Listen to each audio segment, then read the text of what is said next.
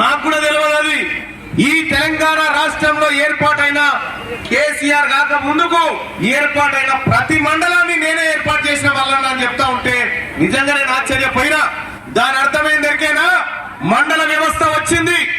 మండల వ్యవస్థ వస్తే పటేల్ పట్వారీలను పండబెట్టి తొక్కి ప్రజా పరిపాలన మండల వ్యవస్థ తీసుకొచ్చిన ముందు బిడ్డ జానారెడ్డి గారు అని చెప్పి నాకు ఇప్పుడు తెలిసింది. అది మీ అందరికి తెలియజేస్తా ఉన్నా సోదరులారా. జానారెడ్డి సాబ్ చెప్తా ఉన్నాడు ఏమని, ఇక్కడ మండల కార్యాలయం మీదకి పోయి ఆ బోర్డు మీద చూసిరా పోరి నా పేరుంటదని చెప్తుండు. నేను చెప్తా ఉన్నా జానారెడ్డి సాబ్, వీళ్ళందరినీ చూసిన తర్వాత ఈ వేములపల్లి ప్రజలే కాదు, ఈ నల్లగొండ జిల్లా ప్రజలు ఓడల మీద కాదు సార్ మీ పేరు చూస్తున్నది, వాళ్ళ గుండెల మీద రాసుకున్నారు మీ పేరు.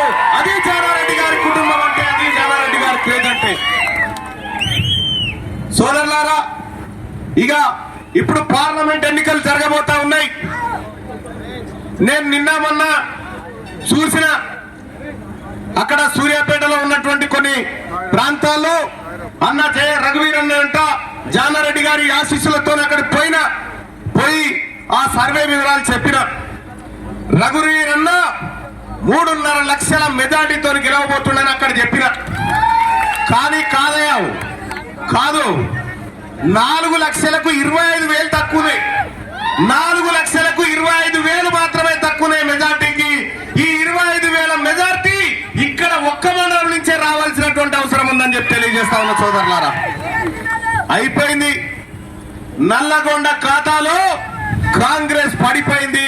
కాంగ్రెస్ జెండా ఎగిరిపోతా ఉంది. ఇక్కడ నల్లగొండ జిల్లా ఈ గడ్డ మీద మీ బిడ్డ మీ తోని, మీ అందరి ప్రేమతోటి, మీ అందరి ఓట్లతోటి రఘువీరన్న ఎంపీగా గెలవబోతా ఉన్నాడు. ఎలాంటి అనుమానం లేదుగా. ఇక వచ్చేటోడు వస్తుంటాడు, పోయేటోడు పోతా ఉంటాడు. నిన్న మొన్న కేసీఆర్ ఏదో నా గుండె గీలిస్తే ఎవరో కనిపిస్తారంటుడు.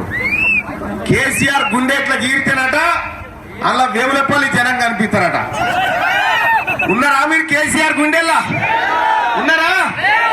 కేసీఆర్ గుండె గీలిస్తే సార సీసా కార పొట్లం కనిపిస్తుంది. అవునా కాదా? ఇయో గది కేసీఆర్ కథ. ఏమంటాడు ఇప్పుడు?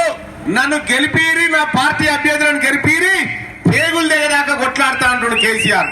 ఆల్రెడీ నీ పేగులు తెంచింది. ఆల్రెడీ మా జయవీర్ అన్న నాగార్జున సాగర్ కాడ, మా బత్తుల లక్ష్మారెడ్డి అన్న మిర్యాల కూడా కాడ నీ పేగులు తెంచి మెడలు వేసుకున్నారు. అప్పుడే ఒడిచిపోయింది. ఇంకా ఏ పేగులు తెంపుతావని నేను అడుగుతా ఉన్నా. నేను లేస్తే మనిషిని కాదంటున్నాడు. నువ్వు లేస్తే కదా ముందుగా కాలు ఇరిగి ఉంటే నువ్వెందుకు లేస్తావు? ఆ ఏజ్ లో కాలు ఇరిగినోడు ఎవడు కొనేలలే. నువ్వు మంచిగా ఉండాలని కోరుకుంటున్నా. కానీ నువ్వు ఏం చేసినావు కేసీఆర్? ఒక్క మాట అమ్మా, ఈ గ్రామంలో ఉన్నటువంటి ప్రతి ఆడబిడ్డ, ఈ గ్రామంలో ఉన్నటువంటి ప్రతి రైతు, ఈ గ్రామంలో ఉన్నటువంటి ప్రతి యువకుడు, ఈ గ్రామంలో ఉన్నటువంటి ప్రతి ప్రజలందరికీ ఏదో ఒక రకంగా తల్లి నువ్వు ఆ సంటి బిడ్డ పెట్టుకొని తిరుగుతా ఉన్నావు కదా, ఆ బిడ్డ మీద కూడా 1,25,000 రూపాయలు అప్పు జమ చేసి పెట్టిపోయింది కేసీఆర్. ఆ అప్పు జమ చేస్తే మీ అందరి అప్పులను కాంగ్రెస్ పార్టీ తన భుజాల మీద వేసుకొని గౌరవ రేవంత్ రెడ్డి గారు ఆయన అప్పులు తీర్పుతందుకే 4 నెలలు బట్టి కేసీఆర్ చేసిన అప్పులు తీర్పుతందుకే కిస్తీల పైసలకే 30,000 కోట్లు కట్టినాం మనం. కేసీఆర్ చేసిపోయిన కథ గది.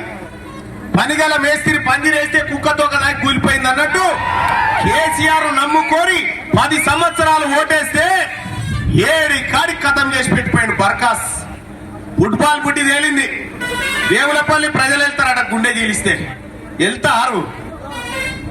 వేములపల్లి ప్రజల గుండె గీలిస్తే అది జానారెడ్డి గారి కుటుంబం వెళ్తుంది తప్ప ఈ గ్రామాన్ని మండలంగా చేసినటువంటి గొప్ప కుటుంబం వెళ్తా తప్ప నువ్వు వెళ్తావా కేసీఆర్? నీ చరిత్ర ఇంకా కేసీఆర్ చరిత్ర పాఠ్య పుస్తకాలలో రాయాలన్నట. పాఠ్య పుస్తకాలలో ఏం చరిత్ర సార్ నీది? నీ సిద్ధపడక కాడికి నేను రాలేదా? నీ ఇంటి పక్కకున్న ముసలామె గంటీలు ఎత్తుకపోయింది నిజం కాదా? నీవు ఆ పియాటో కారు ఫైనాన్స్ వాళ్ళు కుదుకపోతారని గడ్డ దాచిపెట్టింది వాస్తవం కాదా? చదువు చెప్పిన సార్ ఎక్కబట్టిన పోయి ఎత్తుకపోయి అమ్ముకున్న సాధ్య నిజం కాదా? ఇవి కేసీఆర్ పనులు. ఈయన చరిత్ర రాయాలంటే పుస్తకాలకు ఇవి రాయాలి. ఇది కేసీఆర్ కథ. ఇక రేపో మాపో మళ్ళీ వస్తాడు నల్లగొండ కాడికి వచ్చి కరెంటు వాయే నీళ్లు వాయని చెప్తాడు. ఈ నీళ్ళని మింగినారు. 23 రాష్ట్రాల కరువు ఉంది పెద్ద ఆయన, 23 రాష్ట్రాల కరువు ఉంది. ఎక్కడ చూసినా కరువే. ఈసారి మంచి వానలు పడతాయి అంటున్నారు. ఆ భగవంతుని పుణ్యాన మీ అందరి ఆశీర్వాదంతో మంచిగా పంటలు పండుతాయి కూడా. అయితే కేసీఆర్ గా మేరే ప్యారే ముసల్మాన్ భాయ్యో ఇక్కడ ఉన్నారనుకుంటా.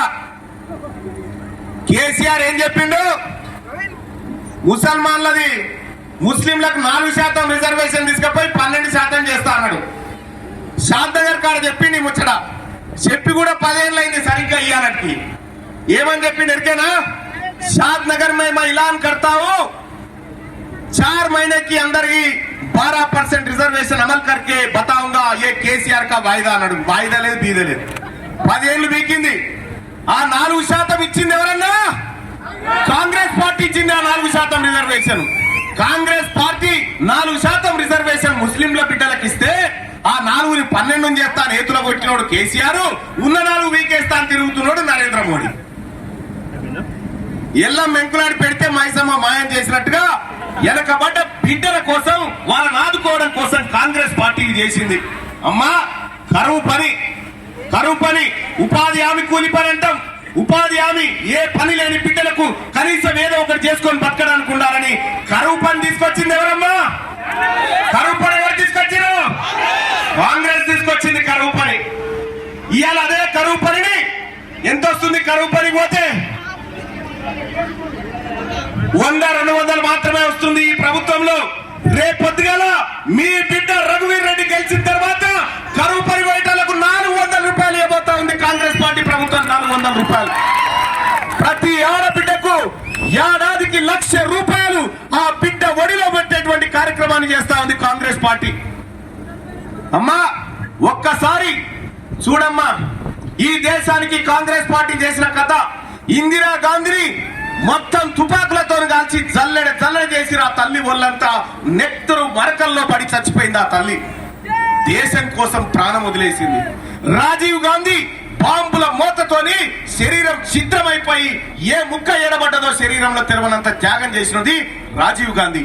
రాజీవ్ గాంధీ పోయింది, తల్లి పోయిండు, తర్వాత భర్త పోయిండు, అత్తమ్మ పోయిండు, అందరు పోతే సోనియా గాంధీ తల్లి తన 2 చిన్న పిల్లలను పట్టుకొని ఆ చిన్న పిల్లలను కూడా నా అత్త పైన నా భర్త పైన నా బిడ్డలు కూడా ఈ దేశం కోసమే వాళ్ళ జీవితాలు త్యాగం చేస్తారని ఇలా మొత్తం భారతదేశం అంతా తిరుగుతా ఉన్నటువంటి కుటుంబం ఆ రాహుల్ గాంధీ గారు, ప్రియాంక గాంధీ గారు.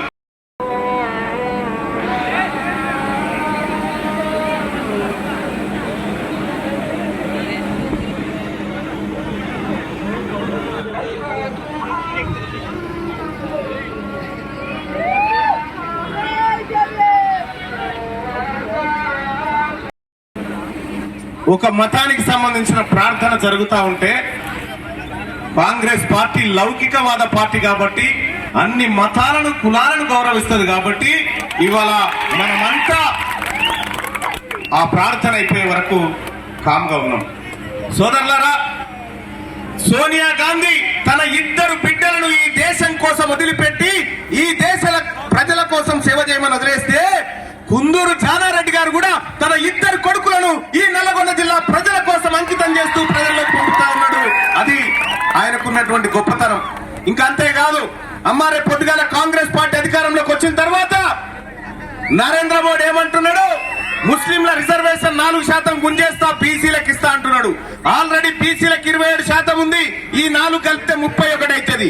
అదే రేపు మీ బిడ్డ రఘువీర్ రెడ్డి గారు గెలిచితే ఈ వేములపల్లిలో ఉన్నటువంటి బీసీలకు 50% రిజర్వేషన్ తీసుకురాబోతా ఉన్నాడు.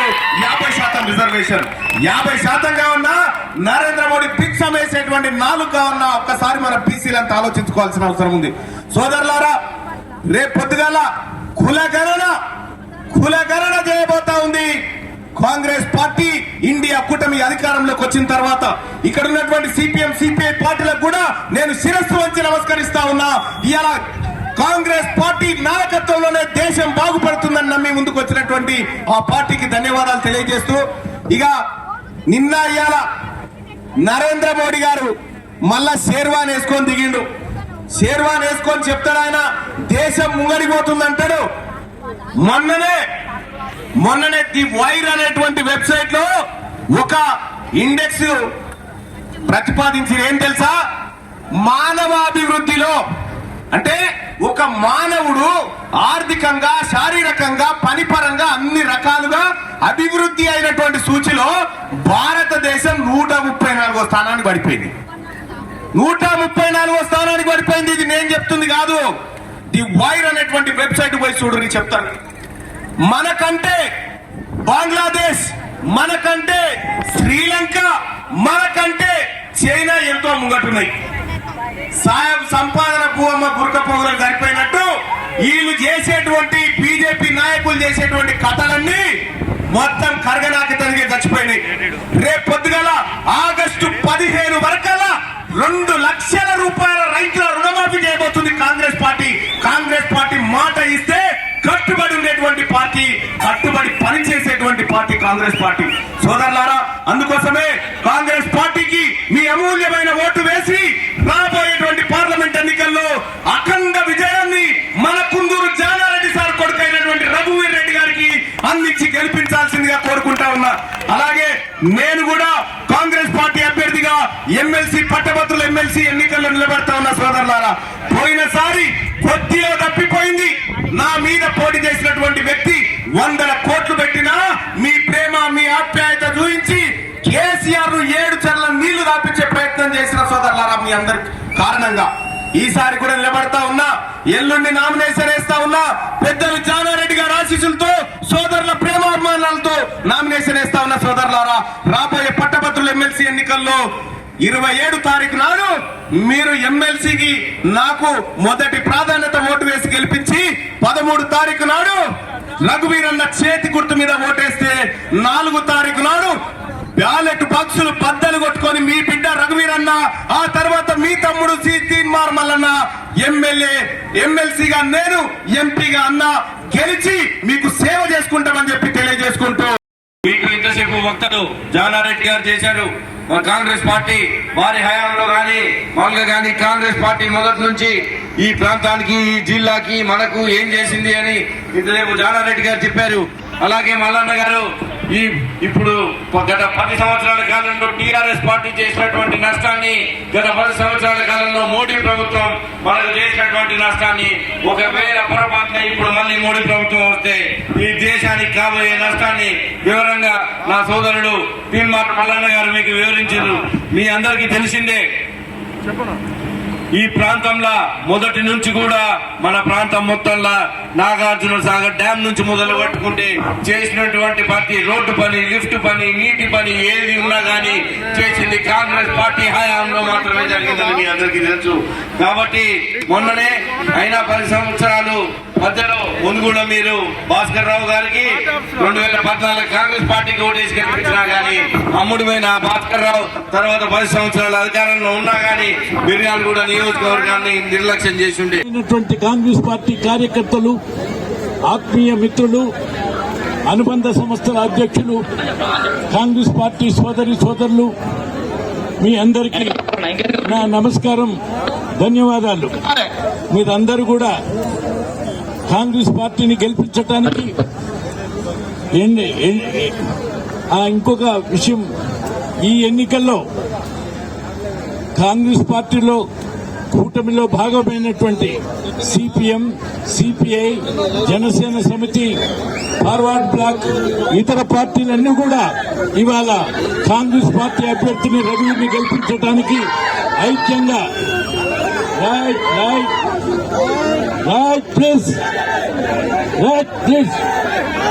ఐక్యంగా మీరందరూ వారు మన పార్టీకి బేషరతుగా మద్దతు చేస్తూ కాంగ్రెస్ పార్టీని అభ్యర్థిని గెలిపించడానికి మనతో కలిసి ఉన్న సిపిఎం శ్రేణులకు, నాయకులకు అందరికీ నా ప్రత్యేకమైనటువంటి ధన్యవాదాలు. అదేవిధంగా